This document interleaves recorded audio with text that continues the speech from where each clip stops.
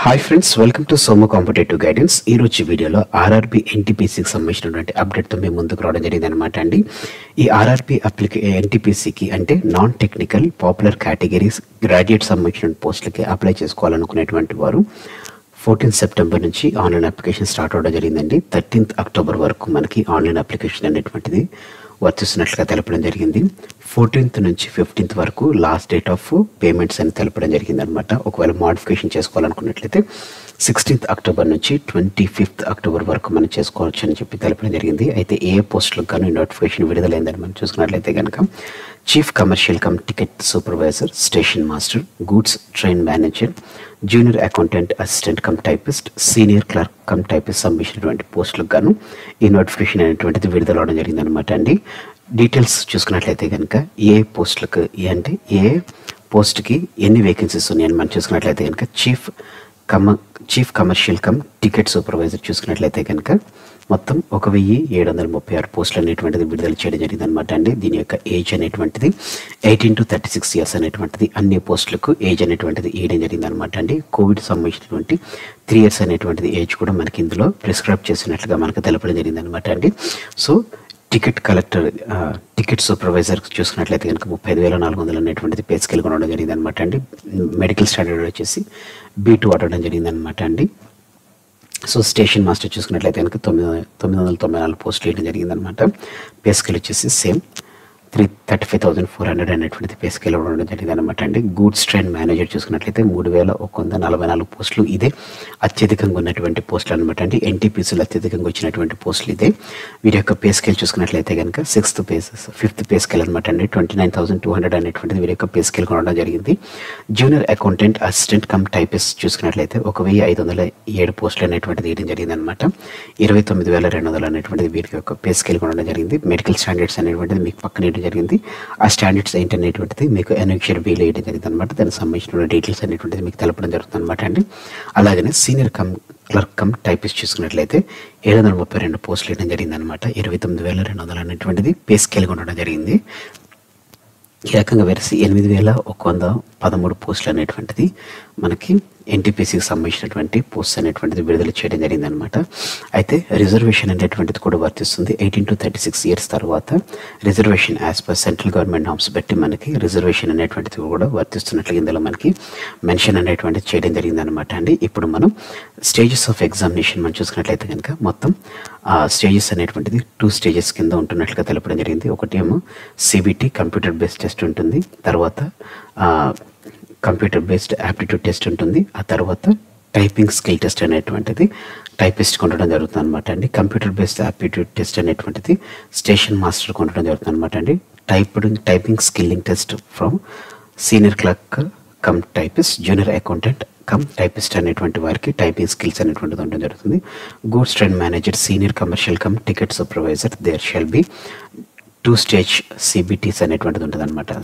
Goods train manager, senior clerk cum ticket సూపర్వైజర్కి మాత్రం only 2 stage ఉంటుంది. Computer based test first stage, computer based aptitude test second base అనేటువంటిది ఉంటుంది అనమాట అండి. షార్ట్ లిస్ట్ అనేటువంటిది ఎలా తీసుకుంటారు అని మనం చూసుకున్నట్లయితే కనుక అప్లై చేసిన వారికి సెకండ్ స్టేజ్ అంటే ఫస్ట్ స్టేజ్ ఎవరైతే సిబిటి కంప్యూటర్ బేస్డ్ టెస్ట్ ఎవరైతే రాస్తారో వారికి సెకండ్ స్టేజ్కి తీసుకెళ్లాలంటే కనుక 15 times అంటే ఇచ్చినటువంటి పోస్టులకి 8,113 పోస్టులకు కానీ చూసుకున్నట్లయితే 15 times మెంబర్స్ని పికప్ అనేటువంటి చేసుకుంటారనమాట అండి. ఆ తర్వాత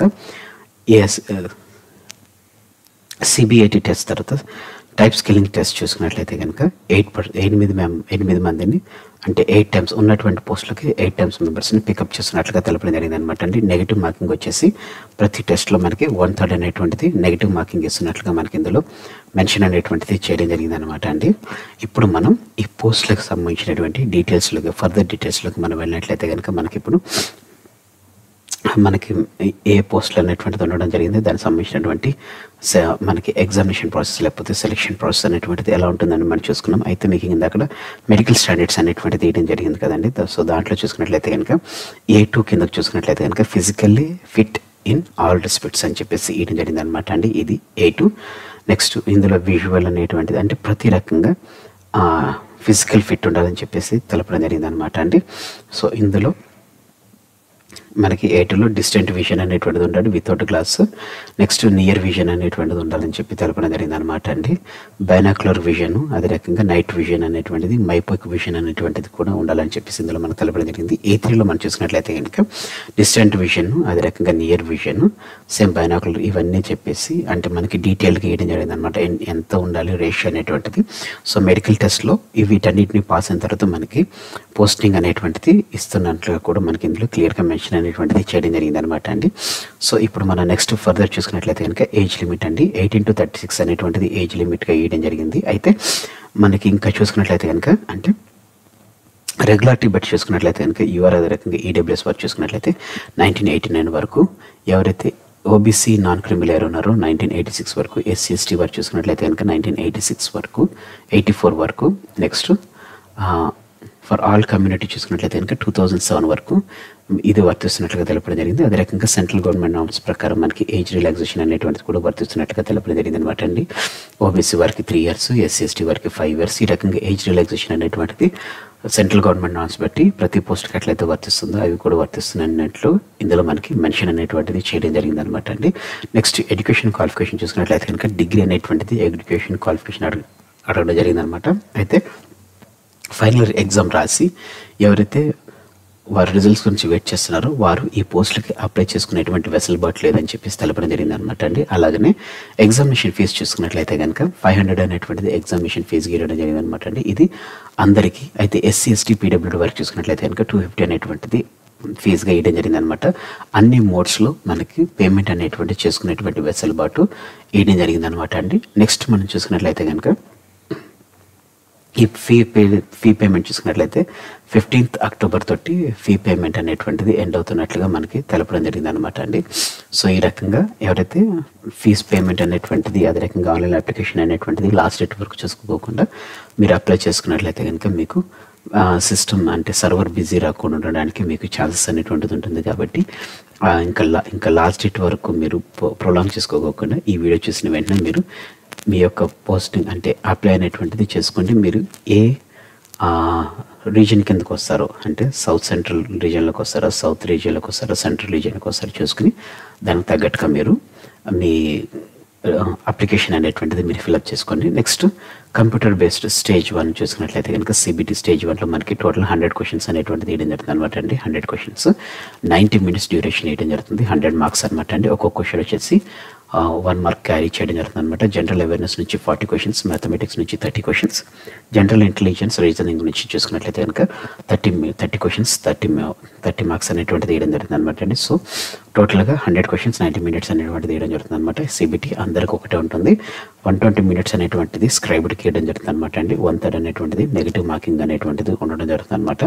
సో సిబిటి 2కి అంటే ఆప్టిట్యూడ్ టెస్ట్ చూసుకున్నట్టు అంటే సిబిటి దానికి సిలబస్ ఏంటని మనం చూసుకున్నట్లయితే కనుక మ్యాథమెటిక్స్ నుంచి number system, decimals, fractions, LCM, HCF, ratio and proportion, percentage, mensuration, time and work, time distance, simple and compound interest, profit and loss, elementary algebra, geometry, trigonometry, elementary statistics, ETC అనేటువంటిది వేయడం జరిగింది అనమాట. General intelligence and reasoning నుంచి చూసుకున్నట్లయితే analogies, completion of the numbers and alphabetical series, coding and decoding, mathematical operation, similarities and differences, relationships, analytical reasoning, syllogisms, అదే రకంగా jumbling, Venn diagrams, puzzles, data sufficiency, statement and conclusion, statement and courses of action, decision making, maps, అదే రకంగా interpretation of graphs and ETC అనేటువంటిది ఆడడం జరిగింది అనమాట.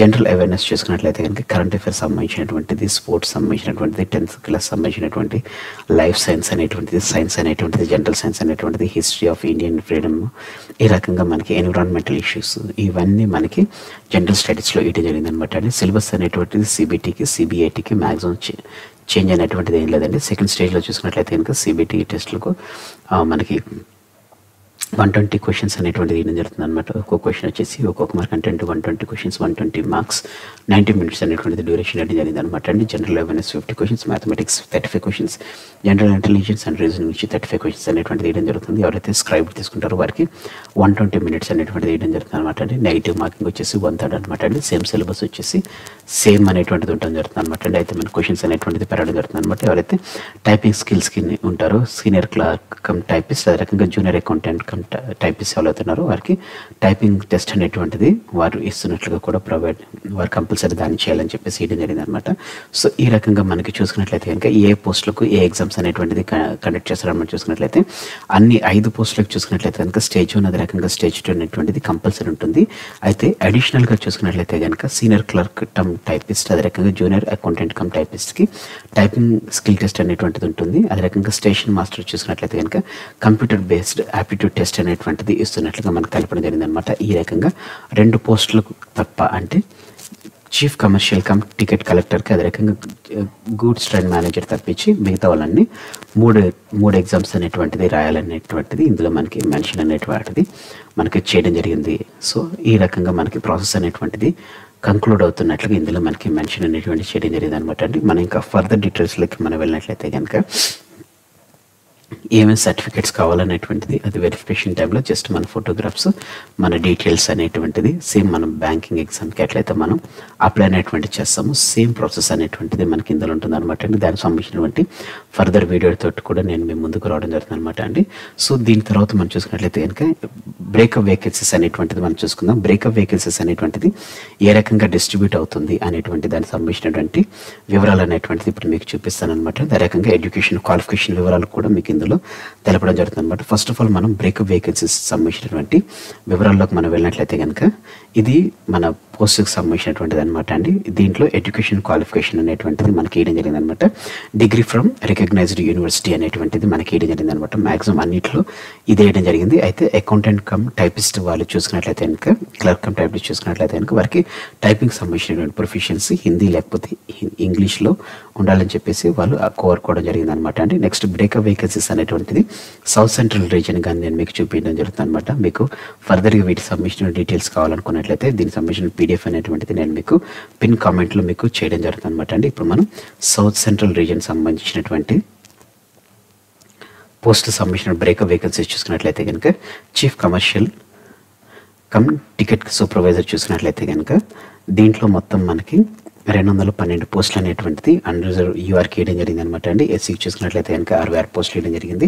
ఎస్టీకి 39, ఓబీసీకి 101 పోస్టులు, అదే రకంగా ఈడబ్ల్యూఎస్కి 60 పోస్టులు, టోటల్గా 478 పోస్టులు అనేటువంటిది మనకి ఇందులో వేయడం జరిగింది అనమాట అండి. ఎక్స్ సర్వీస్ మెన్ వీటన్ని కలిపి సికింద్రాబాద్ సెక్షన్లో మనం చూసుకున్నట్లయితే 478 పోస్టులు అనేటువంటిది వేయడం జరిగింది అనమాట.